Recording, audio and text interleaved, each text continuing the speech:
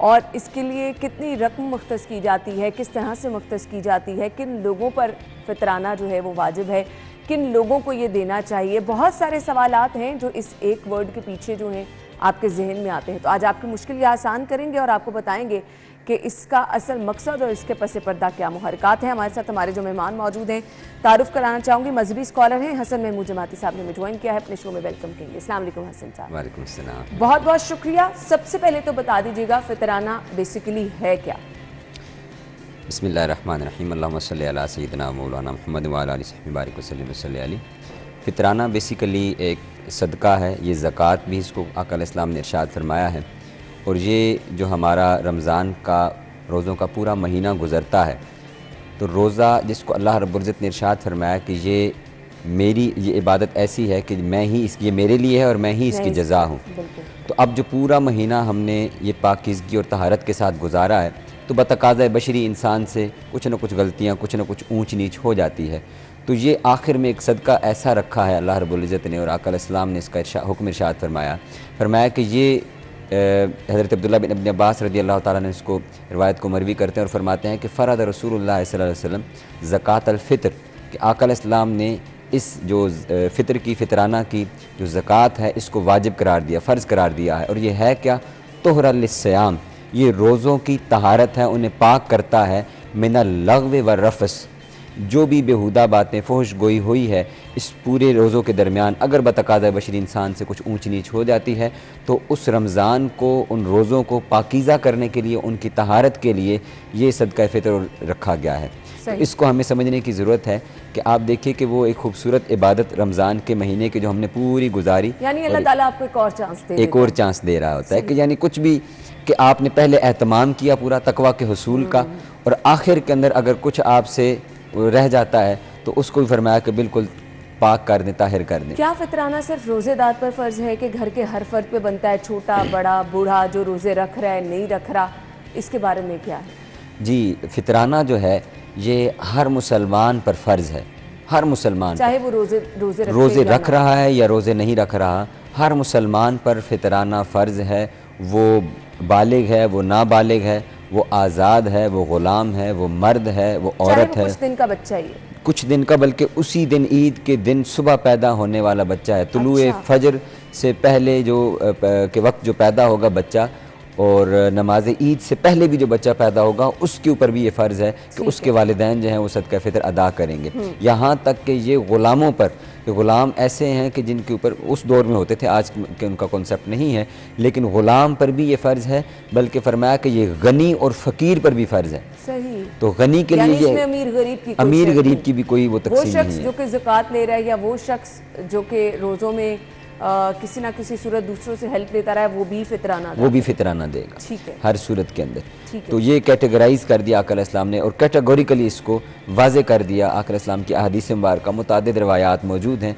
फरमाया कि सदका फ़ितर जो है नमाज ईद पर जाने से पहले ये ज़कात, ये सदका फ़ितर अदा करो, और ये हर मुसलमान, आज़ाद, मर्द, औरत, गनी और फ़कीर पर यह फ़र्ज़ है, और ईद की नमाज से पहले अदा करो तो ये मकबूल ज़कात है, यानी ईद की नमाज की अदायगी से पहले दे दी जाए तो फिर फरमाया कि ये सदका फ़ितर जो है ये इसको समझा जाएगा, और ईद की नमाज के बाद देंगे तो अदायगी इसकी, यहाँ पर मैं अर्ज़ करना चाहूँगा कि ये एक ऐसा सदका है जो सारी उम्र आपके ऊपर रहेगा। अगर अदा नहीं करेंगे तो उम्र के किसी भी हिस्से में इसको अदा कर देना, ये उसकी अदायगी हो जाएगी।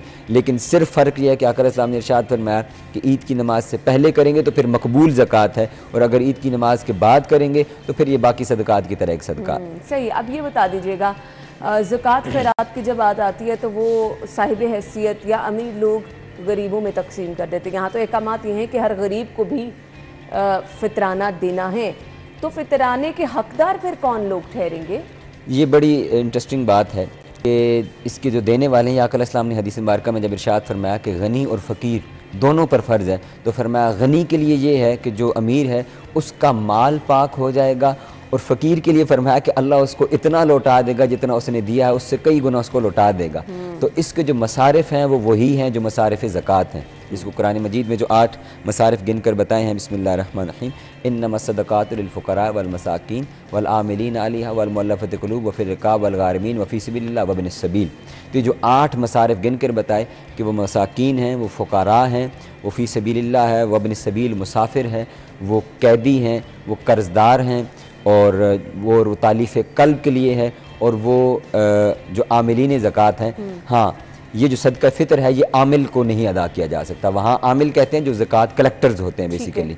तो सदका फ़ितर जो है वो ज़कात कलेक्टर्स जो आमिलीन हैं उनको ये नहीं दिया जाएगा, उनको नहीं दिया जाए। उसके अलावा 7 मसारिफ वही जो ज़कात के हैं ये उन्हें अदा किया जाएगा। ठीक हो गया। और इसके लिए मुझे ये बता दीजिएगा रकम का तयन किस तरह से किया जाएगा कि आपने कितनी रकम फितराने के तौर पर अदा करनी है? ये भी बड़ी इम्पोर्टेंट बात है। मैं चाहूँगा कि जो हमारे नाज़रीन देख रहे हैं वो भी इसको बड़ी तवज्जो के साथ सुन लें और समझ लें। बहुत आसान चीज़ है। मैं दोनों चीज़ें अर्ज़ कर देता हूँ। आका अलैहिस्सलाम ने जो हुक्म इरशाद फरमाया वो 1 सा है। सा उस दौर का एक पैमाना था। वो आप समझ लें कि जैसे हम जो दूध हमारे तोलते हैं ना, तो एक उनके पास डब्बा सा होता है, तो उस दौर के अंदर जो उस डोल एक कह लें एक पैमाना था, तो वो उसको हम सा कहते हैं। तो गंदम जो है वो निस्फ सा, और बाकी जो चीज़ें हैं जो गल्ला है उसमें जौ है, उसमें किशमिश है, उसमें पनीर है, उसमें खजूर है। जो मैं बात अर्ज़ करना चाह रहा था, मैंने कहा कि तवज्जो के साथ इसको सुन लें, वो ये है कि वो खुराक और खाना जो हमारे अपने इस्तेमाल के अंदर है, ठीक है, उसकी वो उस सूरत के अंदर देना है। गल्ले की सूरत में अगर देना है या उसकी कीमत की सूरत में देना है, दोनों सूरतों में, यानी जो हम खुराक खाते हैं तो उस खुराक की कीमत अगर आप अदा करना चाहें पैसों की सूरत के अंदर, रकम की शक्ल के अंदर, और अगर वो गल्ला ही देना है तो ये दोनों सूरतों के अंदर वो देना है जो हम खुद इस्तेमाल करते हैं। मसलन अगर हम एक अच्छी क्वालिटी का आटा और गंदम इस्तेमाल कर रहे हैं तो 2 किलो गंदम या उसकी कीमत वो अदा करेंगे।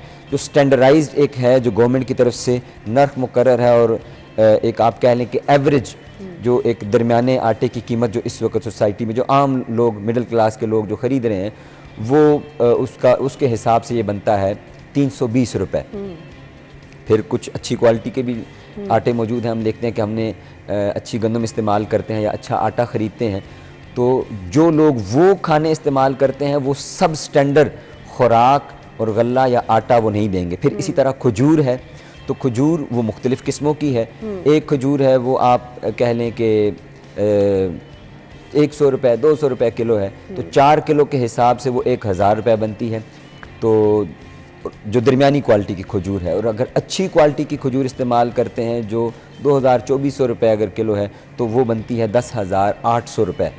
तो हर शख्स वो अपनी हैसियत और अपनी खुराक जो उसके ज़ेरे इस्तेमाल है उसके हिसाब से दे। तो ये इसके मुख्तलिफ़ स्टैंडर्ड्स हैं।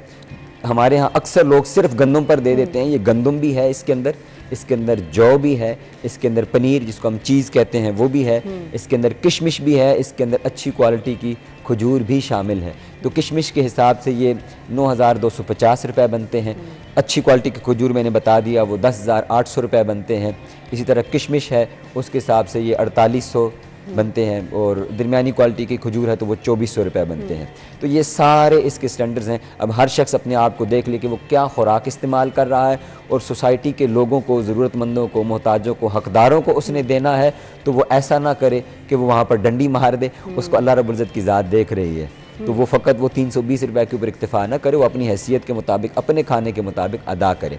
सही सही। और ये आप अपने रिश्तेदारों में भी गरीबों को देख के फितराने की रकम दे सकते हैं। बड़ी इंटरेस्टिंग बात आपने की, बड़ी इंपॉर्टेंट। इसको भी आका अलैहिस्सलाम ने निशानदेही फरमाई।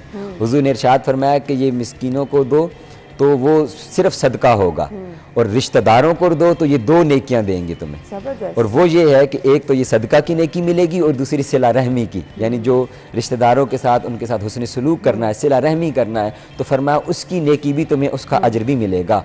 तो कुरान मजीद के अंदर हर जगह पर जहाँ पर ये सदक़ात का जिक्र है, या देने का, या अल्लाह की राह में खर्च करने का जिक्र है, तो वहाँ हमेशा ज़विल कुर्बा ये पहली प्रायोरिटी रखी जाती है। ज़विल कुर्बा रिश्तेदारों में समझ लें कि आपके जो वालिदैन हैं ऊपर, यानी वालिद है, और वालिद के ऊपर फिर उनके दादा हैं, दादी हैं, परदादा परदादी, और इसी तरह नीचे अगर चले जाएं तो बेटा है, पोती है, तो उनको भी।